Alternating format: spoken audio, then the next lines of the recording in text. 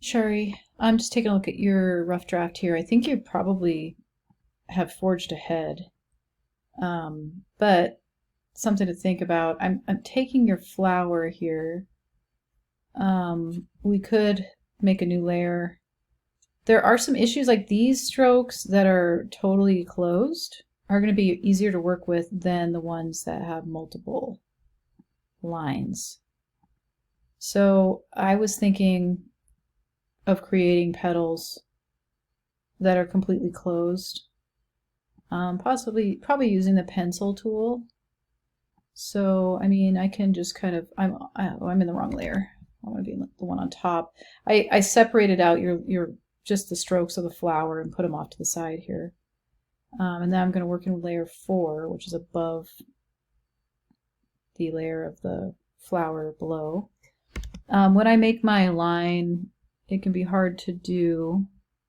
Sometimes it helps to adjust the mouse settings, but if you get to 0 or the circle, it will show you that it's closing. And then we can deselect, get back on here, and draw our next shape here, our next petal shape. Hopefully getting it as close as possible. There might be some overlap, but it helps to click off and deselect everything. And then just kind of create a little bit cleaner shapes that are all closed. Is probably not a bad idea. Oops, I didn't get that one. That one didn't look very good. See, if we have a stylus, if we had some other tools to work with besides just computers, like if we had tablets, that would be great. I think the opacity on these would look better all the way turned up too, to be honest. The gray is just not seeming to be bold enough to me. I know the stroke, the width profile on these is a little different on these petals. We could push shift and just select these and maybe put them back on uniform and turn the stroke down to maybe like 1. I think that's what these are on probably. So another thing you can do is you can use the width tool to create different widths in your lines. Sometimes you can just click and drag them out, just so you have a little bit of variation. It usually does look good to have some sort of variation in your stroke widths. Not too much, but this one is a little overlapping, maybe a little bit too much. I might just try deleting it and then potentially just redrawing this flower shape. Hopefully this petal looks okay. Then using the width tool on it to create some different widths. And then there are, so let's, if we just push shift, we can get all of these selected. Some are from different layers. You can see some are in layer 4 and some are in layer 2, but I can move layer 2 into layer 4. Command G to group that and move that away. And then I can just delete these leftovers from before, from the other messier shapes that we maybe don't want to go with.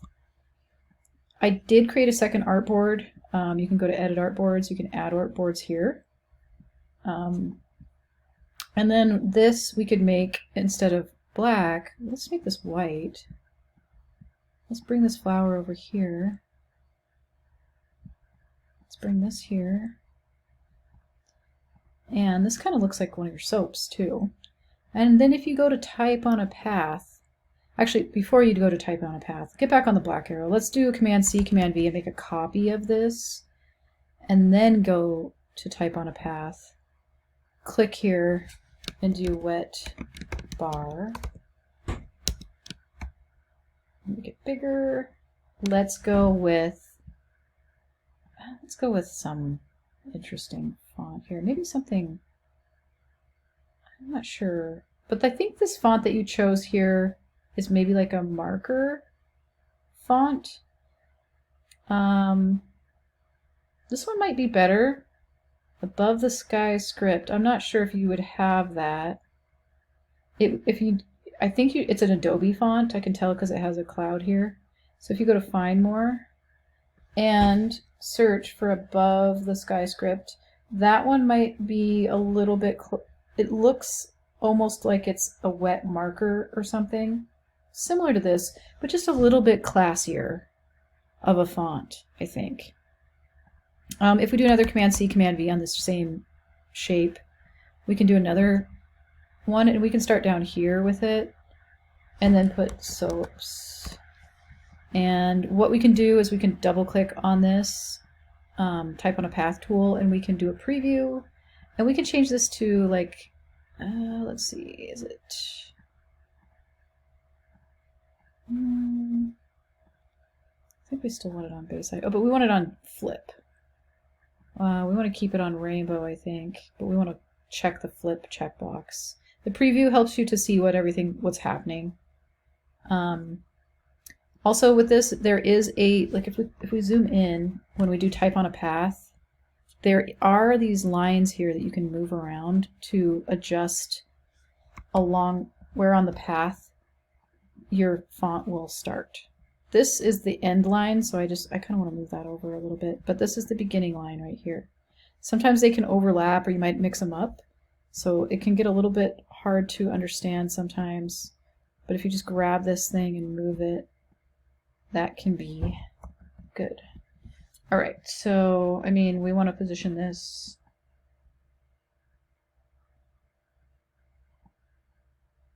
Maybe we don't want to do it quite like that. I think I also need to size this up. So I'm gonna size this up. I'm pushing Shift. I think I need to size that up and move this over like that, maybe. Also, if you want it to be centered, I mean, obviously it's easy enough to grab these and center them.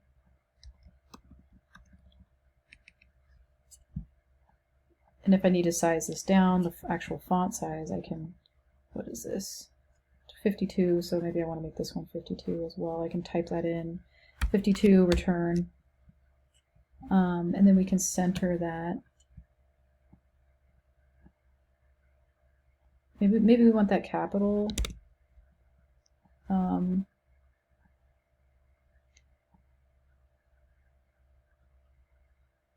Something like that, maybe. I think actually probably looks better lowercase, maybe. I'm not totally sure. It looks a little lonely, the soaps by itself, to be honest. If we grab it, Command G that, grab this thing, we can size it down so it fits on the artboard a little bit better.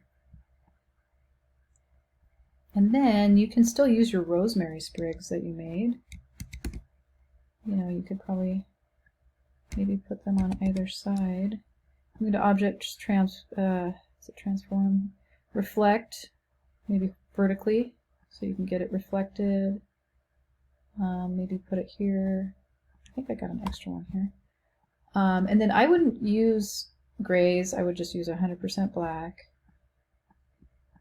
You know, maybe something a little bit more along this line. If you still want that gingham pattern, you can always draw a shape with the pencil and then use your pattern that you created and add that in. Yeah, I would say at least using the type on a path would be a good idea.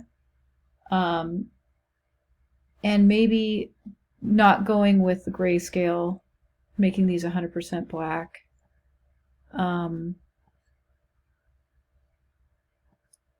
And if you want to put your haver in there, I mean, you could put it,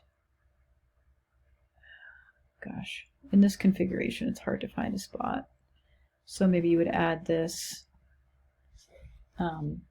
maybe you'd add soap here